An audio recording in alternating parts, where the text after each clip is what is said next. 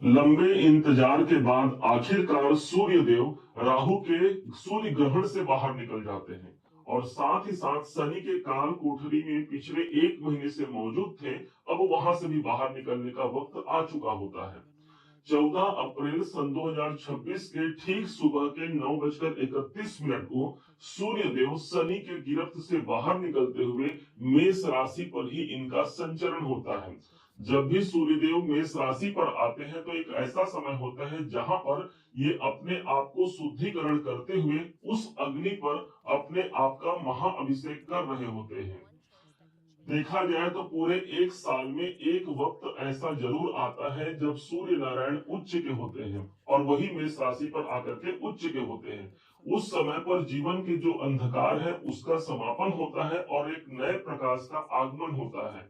व्यास ऋषि ने इस सूर्य देव के विषय में कहा है कि हम उस सूर्य देव की वंदना करते हैं जो सभी प्रकार के पापों का हनन करते हैं। जपा कुसुम संकासम कास्यपेयम महाद्युतिम तमो अरिम सर्व पापघ्नम प्रणतो अस्मि दिवाकरम। अब यहाँ पर सूर्यदेव एक ऐसी पोजीशन पर है जहां पर ऊंचा सिंहासन इनको प्राप्त है। कहां पर क्या कुछ हमारे परेशानियां दूर हो रही है और क्या कुछ नया आएगा, समझते हैं 14 अप्रैल से लेकर के 15 मई के इस दरमियान होने वाले घटनाओं को।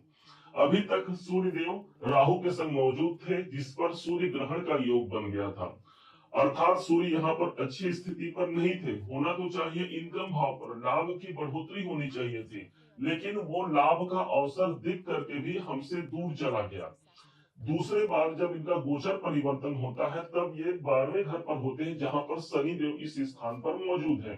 अब शनि और सूर्य दोनों रहने को तो पिता पुत्र है, लेकिन शनि काला है तो सूर्य उजाला है, शनि पश्चिम है तो सूर्य पूर्व है, तो यहाँ पर भी वो कॉम्बिनेशन सही नहीं बना हुआ था। अंततः 14 अप्रैल को वहां से भी ये मुक्त होकर के अब आपकी राशि पर आ रहे हैं। हमारा जो लाभ का अवसर प्राप्त होना था उससे हम मुक्त हुए, अर्थात अवसर तक हम पहुंच पाएंगे, परेशानियों से मुक्त हुए। और जहां पर विदेश से जुड़े हुए या खर्चे अधिक बने हुए थे तब वहां पर भी अब विराम लगने की स्थिति प्रभावी हो गई। अब प्रभाव जो पॉजिटिव आना है इस उच्च के प्रभाव से समझिएगा ध्यान से। क्योंकि मेष राशि पर ही ये उच्च के हो रहे हैं, आपके अपने राशि अपने लगन पर ही उच्च के हो रहे हैं, इसलिए हमारा ओरा हमारा कॉन्फिडेंस बढ़ता है। सूर्य को हम राजा कहते हैं। जब एक राजा आपकी राशि पर आएगा अर्थात वो अनुभूति हमको देगा। हम जहां पर जाते हैं, जहां जिससे मिलते हैं, वहां पर वही अनुभूति एक राजा वाली बात देखने को मिलेगी। इस समय पर आप दूसरों के संग पर अपने आप को विद्यमान पाते हैं, दूसरों के लिए हित कर कार्य करते हैं, दूसरों के लिए आप बहुत बेहतर इस समय पर करने जा रहे हैं। चूंकि सूर्य राशि और अपने शरीर भाव पर है, इसलिए कोई स्वास्थ्य में समस्याएं बनी हुई हैं तो उस समस्याओं से हम मुक्त होते हैं। सूर्य का प्रकाश हमको मिल गया, कॉन्फिडेंस अच्छा होता है हमारा। सूर्य को हम इस प्रकार से देख सकते हैं कि शरीर भाव पर है और सूर्य हमारे आंखों के, पेट के और पाचन तंत्र के, और साथ ही साथ यही वो ग्रह हैं जो हड्डी के कारक होते हैं।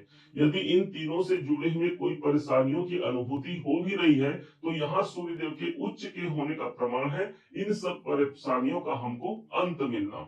आप जहां पर जाकर के काम कर रहे हैं वहां आपका फोकस बढ़ता है, आपका दायरा विस्तार होता है, मान सम्मान की वृद्धि कराते हैं सूर्यदेव, तो हमारे काम क्षेत्र पर हमको मान सम्मान की वृद्धि मिलती है। पद प्रतिष्ठा की वृद्धि भी एकमात्र सूर्यदेव के उच्च स्थिति पर आना मेष राशि के लिए सबसे ज्यादा पॉजिटिव साइड रहेगा। स्वयं भगवान श्री राम ने भी जब लंका पर चढ़ाई किया था उससे पहले भगवान सूर्यदेव को ही आराधना किया था, भगवान सूर्यदेव की, क्योंकि भगवान राम का जन्म इसी सूर्य कुल में ही हुआ था। इसलिए सभी ग्रहों के यदि केंद्र बिंदु भी समझा जाए तो 9 ग्रहों में एक सूर्य ही है जो केंद्र पर है, अर्थात जो सभी ग्रहों को जो अपनी रश्मियों से उनको ऊर्जा प्रदान करते हैं वही सूर्यदेव है। अब आज वही उच्च के हो रहे हैं, इसलिए बहुत से ऐसे काम जो अभी तक रुकते आए उस काम के लिए अब आगे बढ़ने के लिए एक सही डायरेक्शन, सही दिशा पर हमको गोचर मिल चुका है। यदि आपको जानना है कि मेरा 2 से 3 साल समय कैसा होगा तो आपको बता देंगे शनिदेव कि भाई 2 से 3 साल में क्या होना है।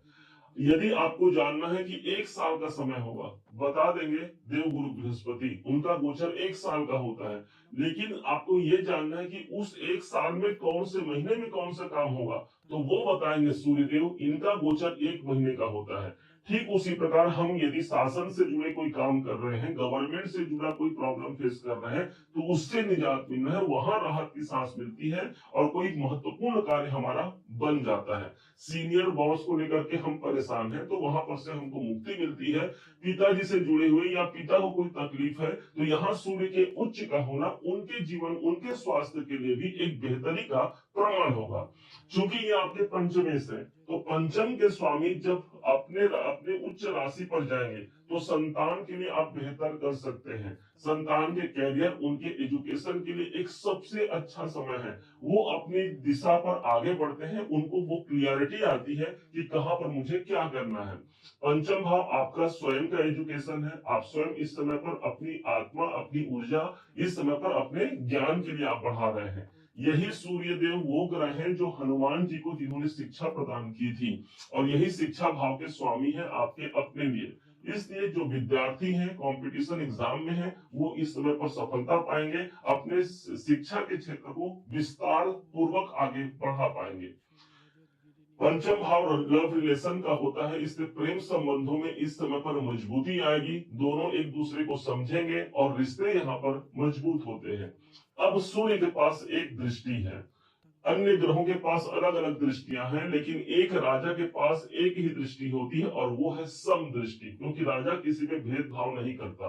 ठीक इसी प्रकार सूर्य जब आपके अपने लगन पर है, तो इनकी 7वीं दृष्टि आएगी सप्तम भाव पर, और सप्तम भाव जो स्थान है वो दाम्पत्य जीवन के लिए एक अच्छा समय हो गया। सूर्य का प्रकाश आ गया ना, सूर्य का प्रकाश आ गया कहां पर, तो सप्तम भाव पर। तो विवाह के लिए अच्छा समय है। वैवाहिक जीवन में कोई तनाव का अवसर चल रहा है, वहां कुछ समस्याएं बनी हुई है, तो उसके निराकरण के लिए सूर्य का प्रकाश आ गया उस अंधकार में। बिजनेस और कैरियर के लिए भी इसे अच्छा माना जाएगा, क्योंकि सूर्य की दृष्टि सप्तम भाव पर है। दसम से दसम होने के कारण सप्तम भाव आपका कैरियर है, तो कैरियर में भी प्रकाश आएगा।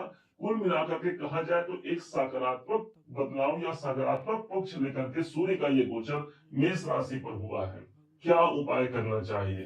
उपाय के तौर पर भगवान सूर्य के 12 नाम होते हैं, इसका नाम स्मरण कीजिएगा। आपको नहीं पता तो गूगल में आप देख लीजिएगा, वहां से आपको 12 नाम की सूची मिल जाएगी और वो आप पाठ निरंतर कर सकते हैं। इससे सूर्य की ऊर्जा का विस्तार जीवन में व्याप्त होगा।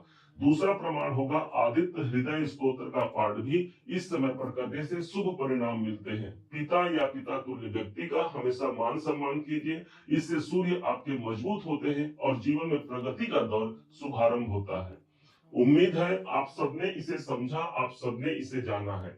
यदि आपने इसे समझा है, जाना है, और मेरे समझाने का प्रयास यदि आपको सार्थक लगा हो, मेरे समझाने का तरीका यदि आपको सार्थक लगा हो, तो हर बार की भांति इस बार भी अपना प्यार भरा लाइक और कमेंट करना कभी मत भूलिएगा।